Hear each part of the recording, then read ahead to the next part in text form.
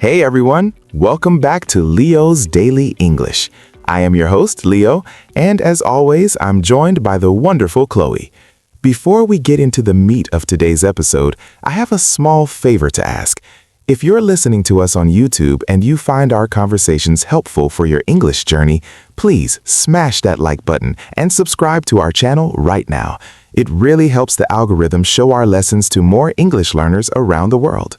Hi, everyone. Yes, please subscribe. It's Wednesday, and I have never been happier to see a weekend approaching. I can see it on your face, Chloe.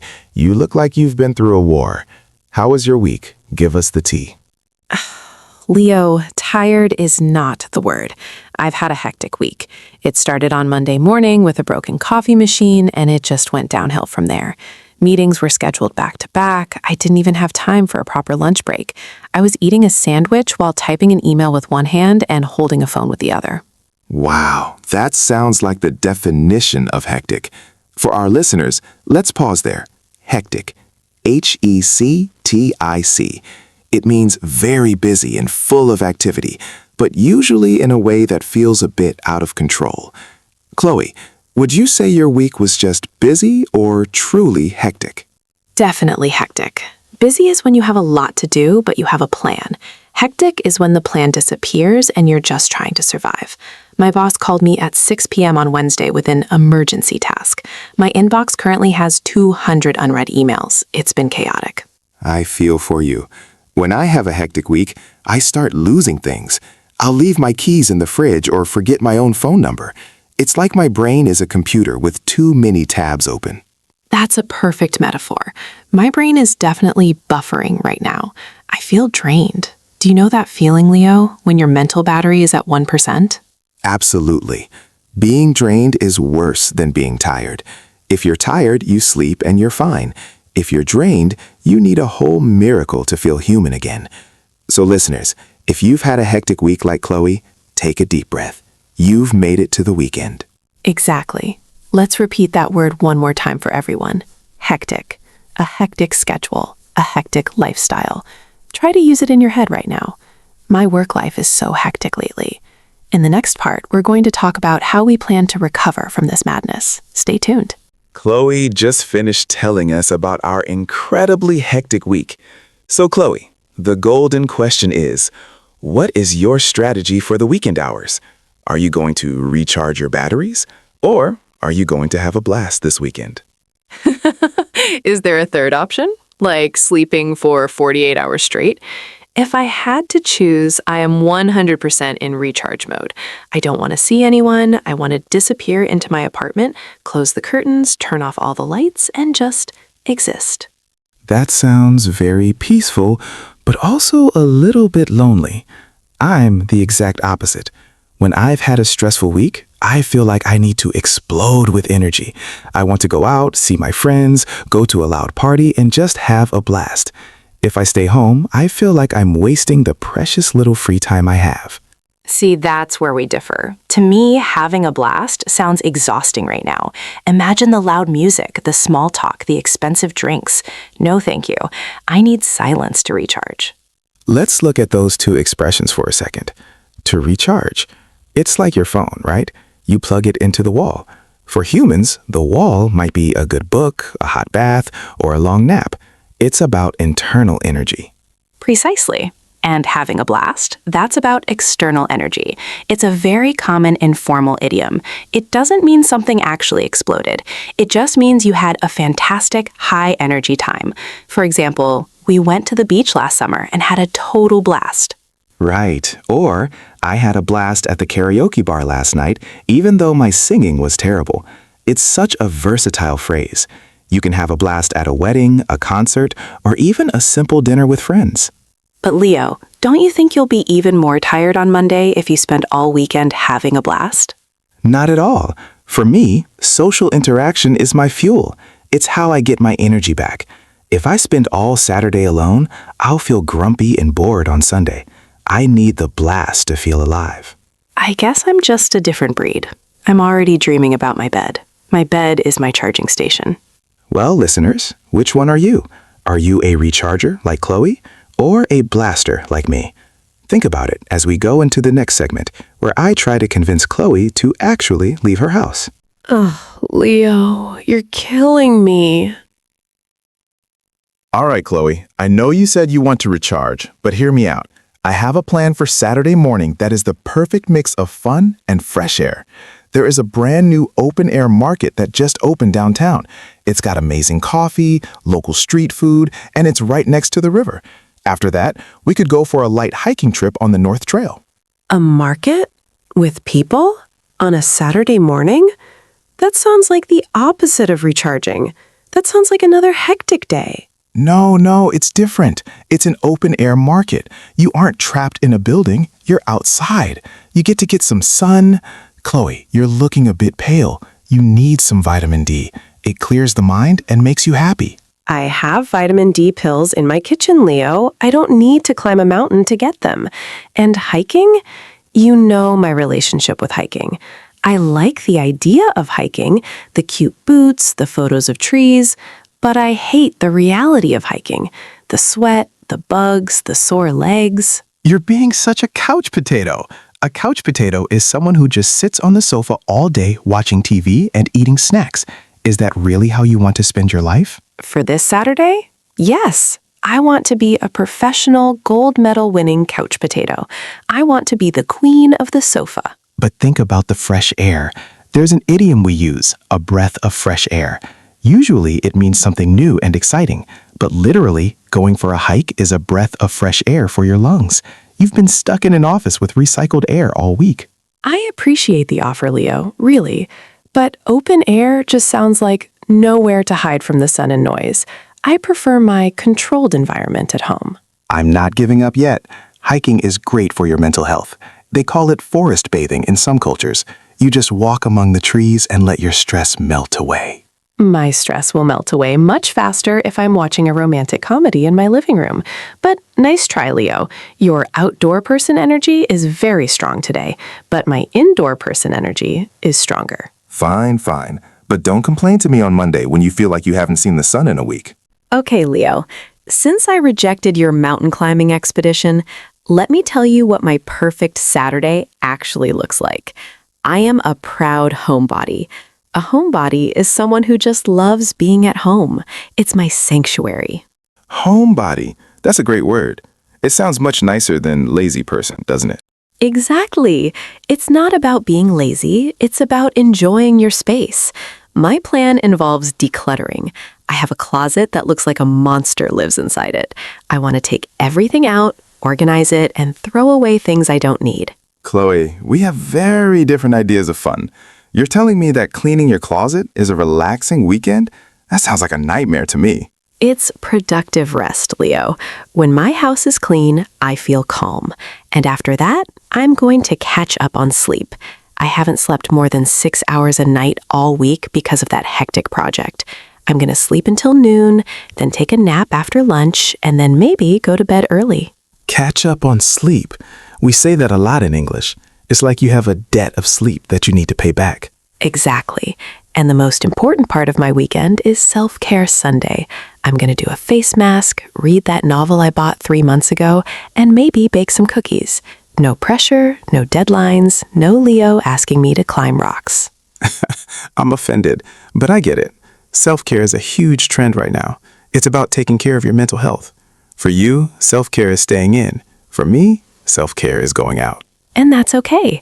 But as a homebody, I find that the outside world is just too loud sometimes. I need my quiet time to feel like myself again. I think a lot of our listeners can relate to that, especially after a hectic week at a job where you have to talk to people all day. Sometimes the last thing you want to do is talk to more people at an open-air market. Precisely. Being a homebody is about creating a world where you feel safe and happy. Plus, I have a very comfortable couch. Why would I leave it? I can't argue with that. A comfortable couch is a powerful thing, but I'm still going to try and get you out for dinner at least. Let's take a quick nerd break and look at the English we've been using. We've been talking about what we like and what we want to do. Chloe, you used a very important sentence earlier. You said, I prefer the quiet to the noise. Yes, this is a classic grammar point that a lot of students get wrong. Many people want to say, I prefer quiet than noise, but that's a big no-no in English. Right. It's always prefer A to B. I prefer coffee to tea. I prefer dogs to cats. Chloe, do you prefer summer to winter? Oh, definitely. I prefer summer to winter because I hate the cold. But what if we use verbs? Good question. If you use verbs, you usually use the ing form. I prefer staying in to going out. It sounds very natural. And then there's would rather. I used that one too. I said, I'd rather stay in and read a book. Would rather is so useful. It's for a specific choice in the moment, and the rule is different. You use the base verb. Would rather do something, not to do, just do. Let's practice. Leo, would you rather have pizza or sushi for dinner? I'd rather have pizza. I'm in the mood for something cheesy. What about you? Would you rather travel to the past or the future? I'd rather travel to the future. I want to see if we have flying cars yet.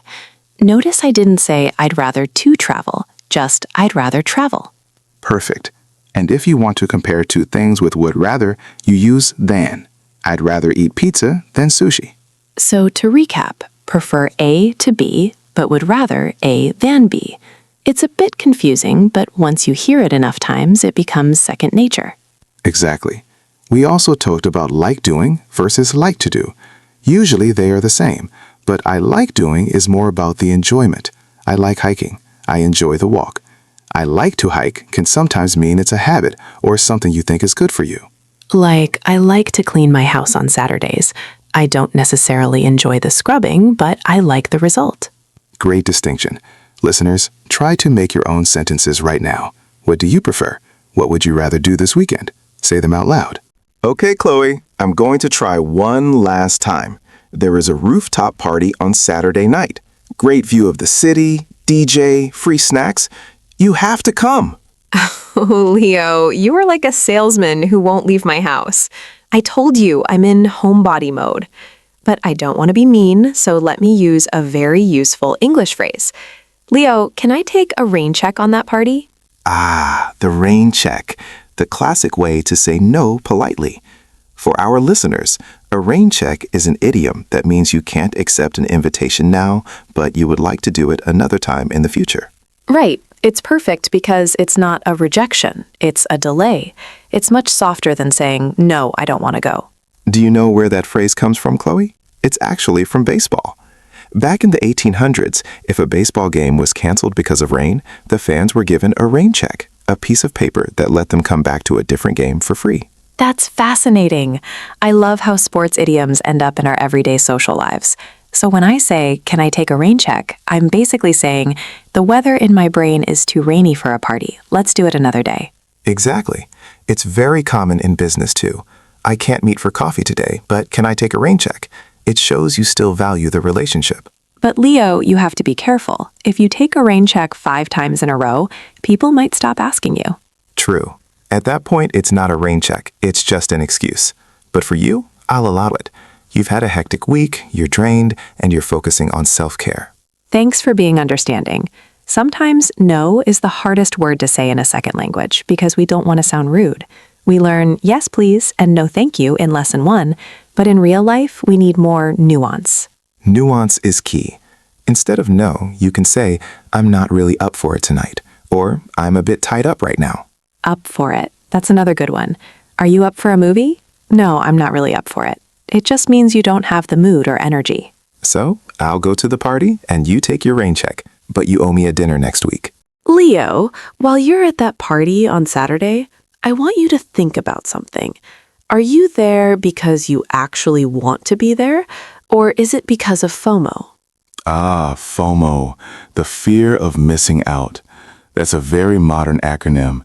It's that feeling you get when you see your friends' photos on Instagram and you think, oh no, they're having so much fun and I'm just sitting here. Exactly. I think social media has made FOMO a huge problem. We feel like we have to say yes to everything because we don't want to be the only person who wasn't there. It creates so much anxiety. I'll be honest, I definitely have FOMO sometimes, especially when it's a big event. I think, what if something amazing happens and I'm not there to see it? It's a bit of a social addiction. Well, I have the opposite. I have JOMO, the joy of missing out. The joy of missing out. I love the sound of that. Tell me more. JOMO is the feeling of total peace when you realize you don't have to be everywhere. It's when I'm sitting on my couch, reading my book, and I know there's a party happening, but I am so happy that I am not there. I'm enjoying my own company. That sounds very healthy. JOMO is like the antidote to FOMO. It's about being content with your own choices. Precisely. It's choosing quality over quantity. Instead of going to 5 parties and feeling exhausted, I stay home and feel refreshed. It's a very powerful shift in mindset. I think I need to learn some JOMO from you. Sometimes I go to events and I'm checking my phone the whole time, not even enjoying the moment. That's the irony of FOMO.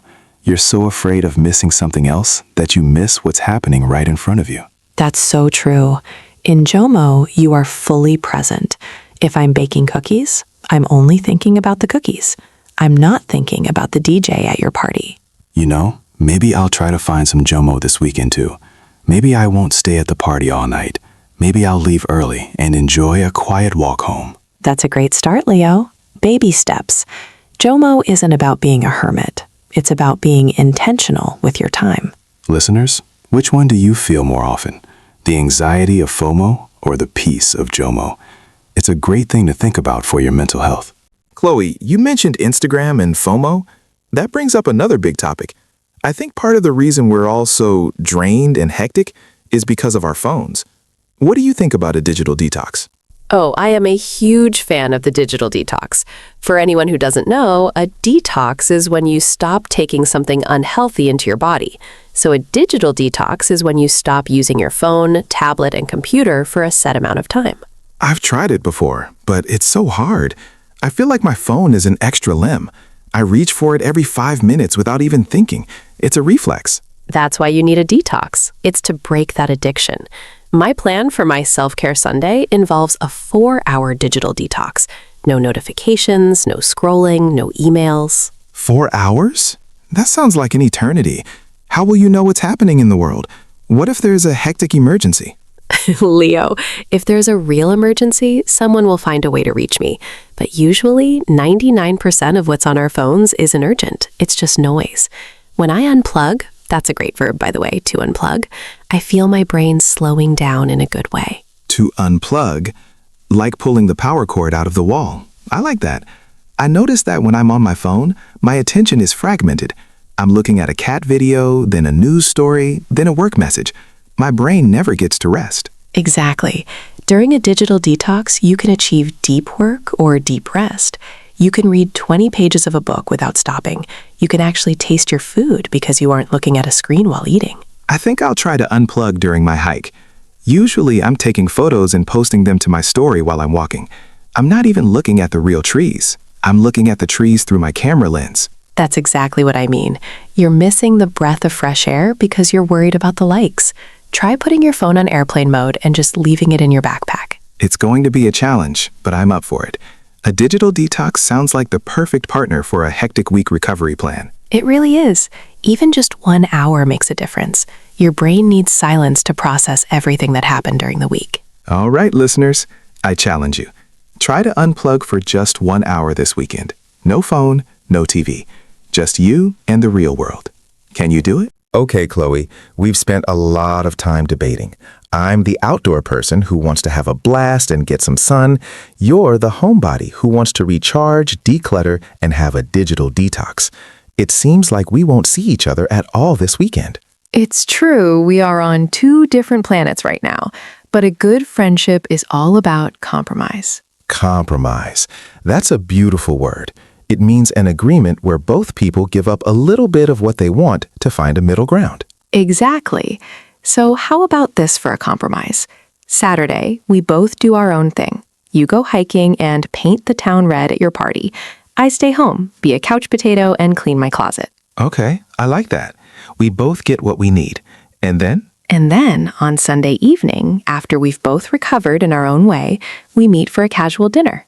No loud music, no big crowds, just a quiet little bistro where we can catch up. A casual dinner. I love it. Casual is such an important English word. It means informal, relaxed, not fancy. I can wear my jeans and we can just talk. And we can catch up. That's another great idiom.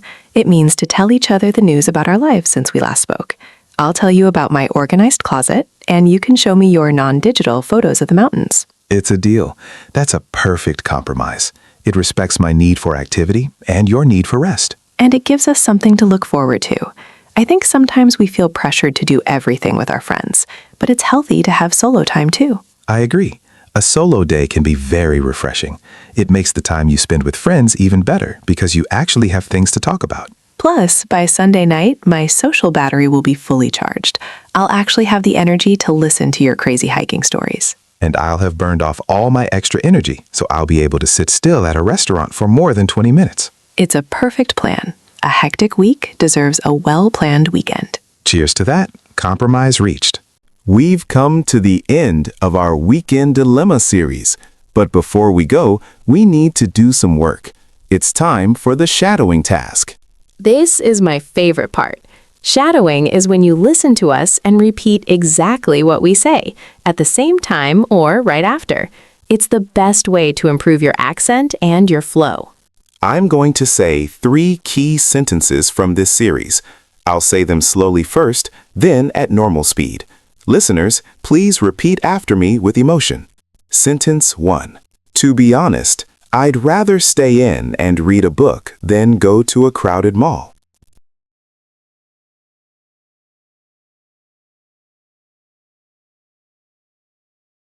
Again, normal speed. To be honest, I'd rather stay in and read a book than go to a crowded mall.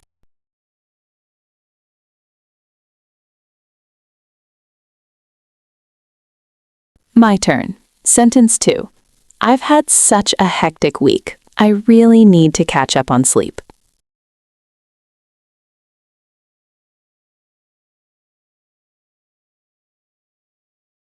Normal speed.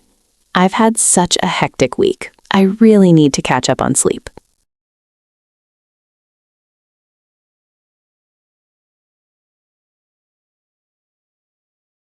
And the final one. Sentence 3. Can I take a rain check on the hiking trip? I'm not really up for it.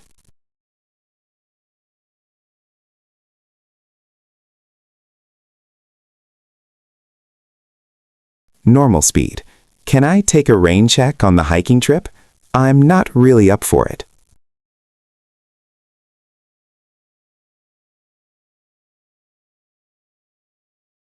Great job, everyone. If you find those sentences hard, just rewind and try again. Practice makes perfect. So, to wrap up, we talked about hectic weeks, recharging versus having a blast, being a homebody or an outdoor person, and the power of JOMO and digital detoxes. We also covered the grammar of prefer and would rather, and how to take a rain check like a pro. That's a lot of English for one episode. It really is. We hope this helps you navigate your own weekends and express your choices more clearly. Don't forget to check the comments section on YouTube. We want to know, are you Team Leo or Team Chloe? Tell us in English. And please, if you haven't already, subscribe to Leo's Daily English and give this video a thumbs up. We love hearing from you. Have a wonderful, relaxing, or exciting weekend, whatever you prefer. Bye, everyone. See you in the next one. Keep practicing. Goodbye.